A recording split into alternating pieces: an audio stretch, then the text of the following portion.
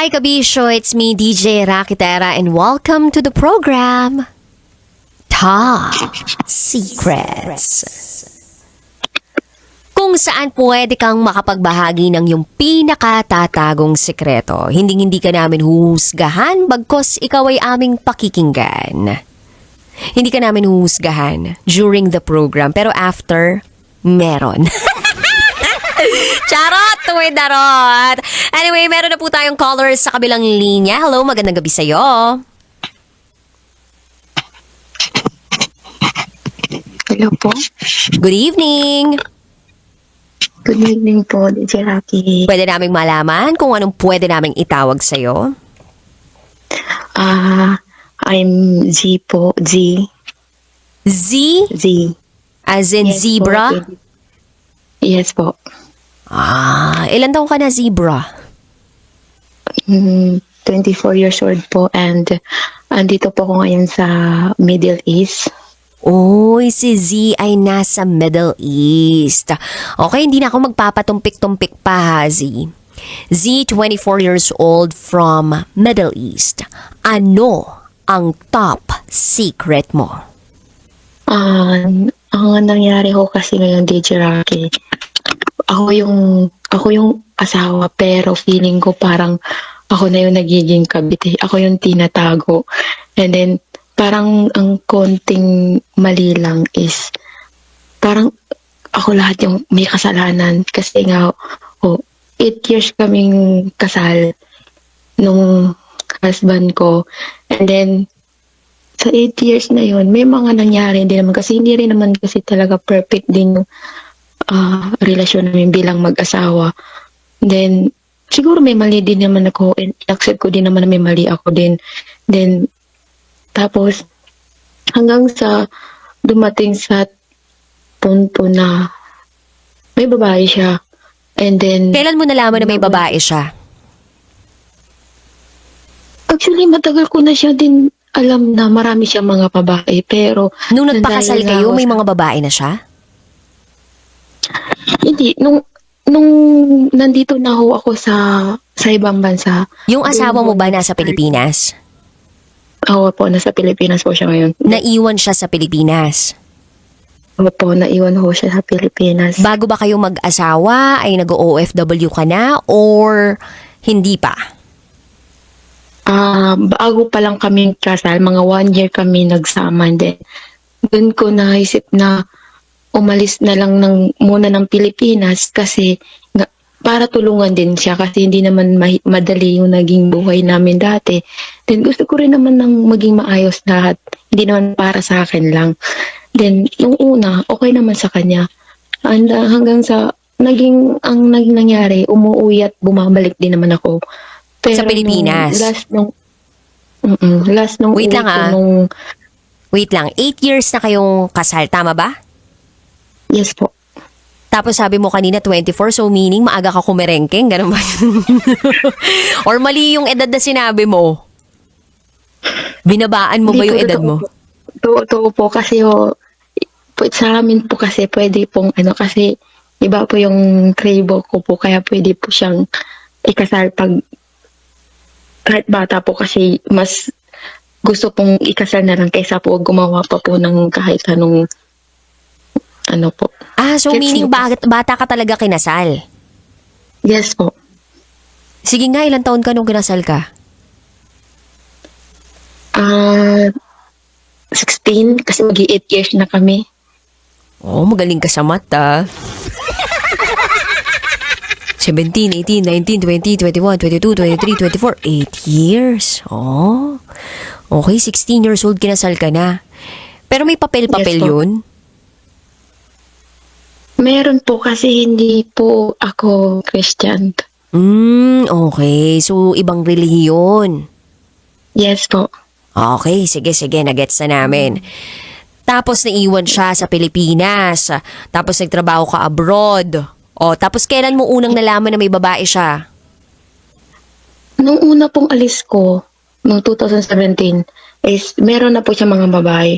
Kaso nga lang po, inintindi ko kasi nga po, sabi nga nila lalaki nga may hinahanap, wala naman. Then, hanggang sa natapos yung 2 taon, umuwi ako. Then pinili kong mag-stay muna pero hindi naman din kasi malaki yung kita or ipon, kailangan kong bumalik ulit. Hanggang sa dalawang beses ako nagpabalik-balik. Tapos nag-decide akong umuwi ng 2021, 21, 22, 22. Tapos may nangyari na nagbago lahat kasi kahit pa pala natanggap mo na ganun siya, parang iba na rin pala yung, kahit iba na rin yung nararamdaman mo. May mga maaalala mo pa rin yung mga nangyari, yung ginagawa niya kahit okay sa'yo. Nag-iba ba yung Then, pakikitungo niya sa'yo? Hindi naman nag-iba yung trato niya sa akin. Pero kumbaga Nag-iba lang yung feeling. nag-iba lang yung feeling mo. Mahal mo pa rin ba siya sa kabila ng nalaman mo na may mga ibang babae bukod sa iyo? Nung mga time na yun na umuwi ako nung 2022 is sinasabi nung utak ko na hindi ko na siya gusto.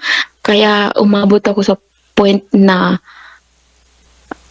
aminado naman ako na may nagawa akong mali. Mhm. Dahil siguro doon sa sinasabi ng utak ko na hindi, siya rin naman may ginawa siya rin naman may ginawa. Tama yun. Hindi ko Gumanti ka ba? naman dinideny. Gumanti ka ba? Yes po. Pero yun yung pinakamasakit sa kanya is yung ginawa ko is hindi siya lalaki. And sabi nga niya is naapakan yung pagkalalaki niya kasi nga bakit daw ganun, bakit yun. Pero nagawa ko yun dahil sa nagbago rin naman siya. Nung time na yun nasa Pilipinas ako, nagbago siya. Tapos sabi ko, that time is... Wait lang ha. Yung sinabi mo kanina, natapakan yung pagkalalaki niya. So meaning, ang ginawa mong Hindi siya kabit ay babae. Yes po.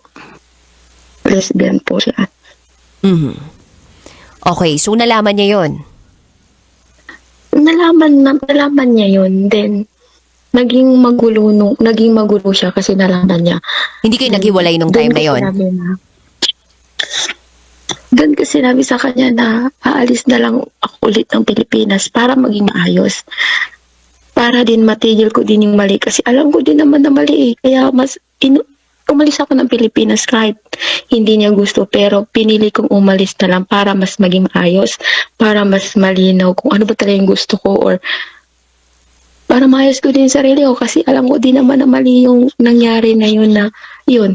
And then, ganun na yung nangyari. Andito na ako. Tapos mga ilang buwan yung lumipas. Tapos, yun, bumalik siya sa dati din na marami na rin siya mga babae. Hanggang sa, may sinabi niya sa akin na once na may nabuntis siya din na babae, is papakasalan niya. Yun yung gusto niya iganti sa akin. Tapos, nangyari. May anak ba kayo? Yun yung nangyari. Wala kaming anak. Pero nag-try Kasi kayo na magkaroon ng anak? Sumusubok kayo? Oo. Yes po. Meron naman talagang nabuong bata nung nandiyan ako sa Pilipinas. Kaso, kaya nangyari yun na pumatol ako sa ganun. Gumawa ko ng mali. Dahil, sabi ko sa kanya, once na may mangyari sa anak natin, once na mawala, magbabago din ang lahat. Kasi, sa mga, nabuntis ako that time nung nasa Pilipinas ako. Naging okay naman siya eh. Kasi nabuntis ako eh. Kaso nga lang, nag-iba. Hindi ko alam kung ano yung nakain niya, bakit na-iba. Sinasakal niya ako. Ang daming stress na nangyari. Pero siguro dahil hindi kinaya nung utak ko yung stress, kaya nawala yung baby. Ilang buwan yung baby niyo mo nun? Yeah, nawala yung baby. Ilang buwan yung baby niyo nun? Magto 2 months pa lang po siya nun. Sorry to hear that. And then po, nawala yun. Then sinabi ko sa kanya na once na may mangyari, magbago din ng lahat. May magbabago din. And then doon nga, yan nga nangyari. Nawala nga siya dahil din naman sa hindi naging okay. Kasi lagi kami din nag-aaway na paulit-ulit niya din ako sinasakal that time. Pero, tinis ko din naman eh. So, sinasaktan ka niya ng physical, emotional, pero nag-i-stay ka pa rin. Nananatili ka pa rin. Yeah. Hanggang sa dun sa, bago man umabot dun sa point na gumanti ako, na pumatol ako sa lesbian na sinusumbat niya sa akin na inapakan yung paglalaki niya. Bago ako umabot sa point na yun, nag-stay ng paulit-ulit. Kaya nga ako umalis ng Pilipinas kasi hindi niya kaya magtrabaho ng mabigat. Mas inako ko yung lahat ng dapat siya yung gumagawa. Inako ko yung lahat. Pero yun nga yung nangyari na. Tapos, nung pagka ilang buwan na dito, wala yan, tinigil ko lahat ng mga maling ginawa ko, lahat ng nagloko or yung mali ko na yun, inayos ko. And then, nangyari, nagkausap-usap pa kami. Tapos, bigla na lang din naman din nangyari na nakabuntis na siya. Nakabuntis siya? Yes po. Nabuntis niya yung babae niya?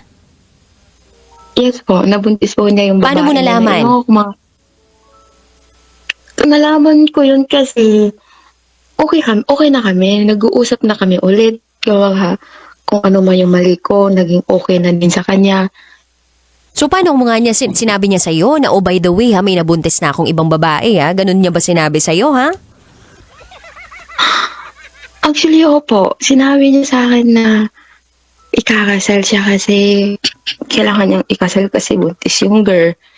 Tapos, sabi ko naman sa kanya, kung yun yung tama, yun yung sa tingin mo tama, okay lang din naman. Tapos kasi, ayoko din naman ko kasi na sinusumbatan niya ako araw-araw na hindi ko mabigay yung anak na gusto niya. Na pinili ko mas umalis kesa ibigay yung anak na gusto niya. Hindi ko naman kasalanan na hindi mabigay yung anak na gusto niya eh. Hindi ko naman ginusto yun eh. Definitely, hindi mo naman ginusto yun. Pwede ko bang malaman kung hanggang ngayon mag-asawa pa rin kayo? It's just that dinagdagan niya lang yung asawa niya? Yes po. Kasi ngayon po, hindi pa kami hiwalay. Pero ang nangyayari ngayon is kinasal sila nung September 14. Itong year lang din. And then, 5 months na yung anak nila. Then, parang okay na kami. Pero sa tuwing may away, tuwing nalalaman nung uli niyang asawa na okay kami, parang kailangan kitang baliwalayin muna, kailangan kitang itago muna kasi uunahin ko siya kasi magagalit or kailangan ko i-priority yung nararamdaman niya. Ang tinatanong ko lagi sa kanya, paano naman yung nararamdaman ko? Okay naman sa akin na may asawa ka, okay naman sa akin yung anak mo. Pero bakit parang pakiramdam ko ako yung kabit, ako yung tinatago mo. Ako yung kailangan itago. Kailangan yung nararamdaman niya, puro yung nararamdaman niya yung kailangan intindihin. Kaya, ang dami kong mga tanong sa kanya na hindi naman niya masagot. Gusto ba niya maging malaya? Gusto ba niya nang ibigay yung kalaya? Hindi naman niya din sinasabi sa akin na gusto niya maging malaya kahit ilang beses ko yung tanongin. Kung meron kang mensahe ngayon sa kanya, kasi konti na lang yung oras natin, no? Ilang minuto na lang. Kailangan na natin tapusin to. Kung meron kang mensahe dito sa asawa mong ito, at kung nakikinig siya ngayon, bigyan mo siya ng mensahe ngayon. Sakali man na marinig mo to, alam mo naman kung sino ka. And alam mo na binigay ko lahat sa'yo. Binigay ko lahat sa'yo. Tinanggap ko lahat sa'yo kahit nag-asawa ka. Tinanggap ko lahat sa'yo. And sana kung ano man yung magiging decision ko sa huli, maging masaya ka. Yun. Wala akong ibang gusto ngayon kundi maging masaya ka kung doon man tayo papunta sa maghiwalay na talaga. Salamat sa 8 taon na yun na masaya din naman. At wala din naman din akong pinagsisihan sa 8 taon na yun. And, yun lang. Thank you. Thank you so much, no, for trusting this program para ma-share mo ang iyong pinakatatagong saloobin. Z, may tanong lang ako. 'Di ba sa ganyang klaseng paniniwala o religion, if I'm not mistaken ha, kung tama yung naiisip ko na hindi mo binanggit kung anumang relihiyon yung meron kayo, no? Hindi ba't ang first wife yung magde-decide kung tatanggapin niya na merong second wife? Yes Dapat may po, approval, yun lang po tama ba? Yes po, meron yun lang po talaga. Yun talaga ang, yung first wife talaga ang kailangan tanggap niya. Mhm. Yeah. Regardless kung may may anak kayo or wala, tama ba? Yes po. Mhm. Alright. Anyway, Z, maraming salamat ha sa pagbabahagi ng iyong top secret. Naway kahit papano gumaan ang nararamdaman mo. Gumaan ba kahit papano? Yes po, kumaan naman po siya. Thank you din po. Ayan, salamat sa pagbabahagi mo at salamat sa tiwalang ibinigay mo sa programang ito. Mabuhay ka, Z. Ingat lagi. Bye.